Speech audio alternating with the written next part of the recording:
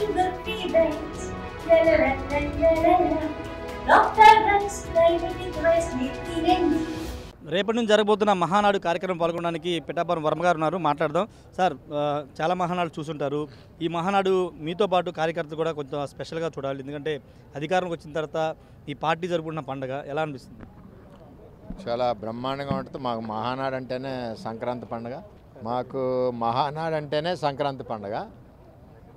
ఈ యొక్క మహానాడులో ప్రత్యేకంగా కార్యకర్తల యొక్క మనోభావంగా నిర్ణయాలు జరుగుతాయి.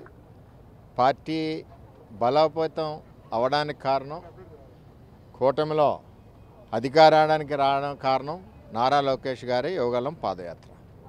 అదేవిధంగా కోటి సభ్యత్వాలు చేసిన నారా లోకేష్ గారు ఈ పార్టీకి పునాది.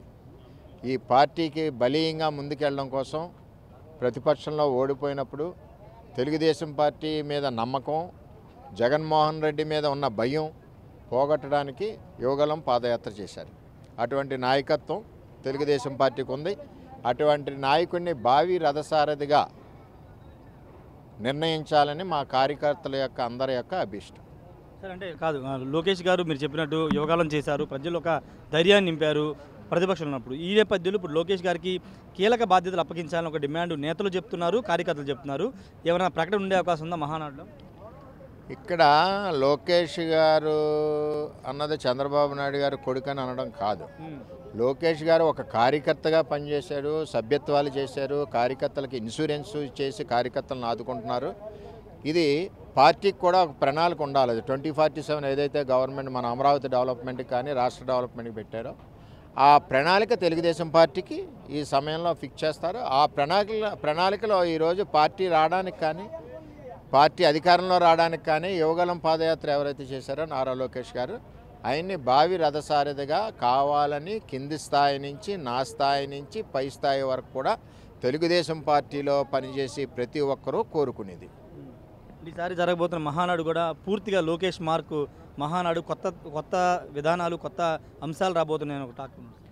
తెలుగుదేశం పార్టీ మార్కులో లోకేష్ గారి ఆధ్వర్యంలో ఉంటుంది. కార్యకర్తలకు ఎలాంటి ఇవ్వబోతున్నారు సందేశం కానీ భరోసా కానీ మహానాడు ద్వారా ఇవ్వబోతున్నారు? నేను ఇచ్చే సందేశం ఏంటంటే, లీడర్ చెప్పిన మాట వినాలి, పార్టీ బౌండరీలోనే ఉండాలి, పార్టీ బౌండరీ దాటి ఎప్పుడూ కూడా మాట్లాడి క్రమశిక్షణకు ఉల్లంఘించకూడదు. చంద్రబాబు నాయుడు గారి యొక్క మాటే వేదవాక్య విధంగా తెలుగుదేశం పార్టీలో క్రమశిక్షణ ఉంది.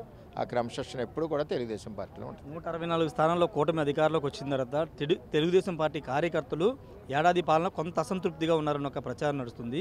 ఈ మహానాడు ద్వారా కార్యకర్తలను సంతృప్తిపరిచే ప్రకటనలే ఉండే అవకాశం ఉంది. కార్యకర్తల్లో అసంతృప్తి లేదు, సాక్షి ఛానల్లో అసంతృప్తి ఉంది, జగన్మోహన్ రెడ్డిలో అసంతృప్తి ఉంది. కార్యకర్తలు బ్రహ్మాండం. కార్యకర్తలు ఎలా ఉంటే ఇన్ని వేల ఎకరాల్లో ఇంత లక్షల మంది ఎక్కడికక్కడ బస్సులు జాము ఆల్రెడీ జామ్ అవుతానే ఉన్నాయి. ట్రాఫిక్ ఇంకా విజయవాడలో ఆగిపోయారు, మా వాళ్ళు ఇంకా స్లోగా వస్తూనే ఉన్నారు. అని చేత అటువంటిది ఏమీ లేదు.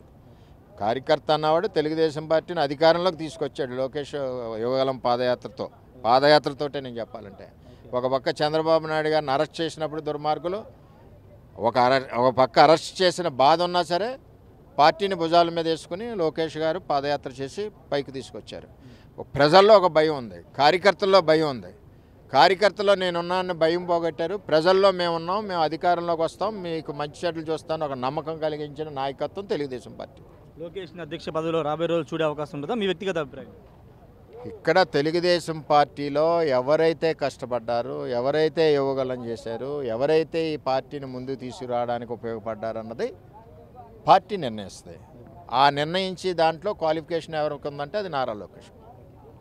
ఖచ్చితంగా నారా లోకేష్కి అన్ని అర్హతలు ఉన్నాయి, ఖచ్చితంగా కీలక పదవి ఆయనకి ఇవ్వాల్సిన అవసరం ఉందని చెబుతున్నారు. వైసీపీ హయాంలో కార్యకర్తల కోసం ఎదురు నిలబడి పోరాడి యువగాల లాంటి పాదయాత్ర చేసి అధికారం రావడంలో కీలక పాత్ర పోషించిన నారా లోకేష్ ఖచ్చితంగా కీలక బాధ్యతలు అప్పగించాలని ప్రతి కార్యకర్త కోరుకుంటున్నారని పిఠాపురం వర్మ చెబుతున్నారు. కెమెరా పర్సన్ శ్రీనివాస్తో రాజేష్ టీవీ మహానాడు నుండి. For latest updates on India Pakistan, download our TV Live app.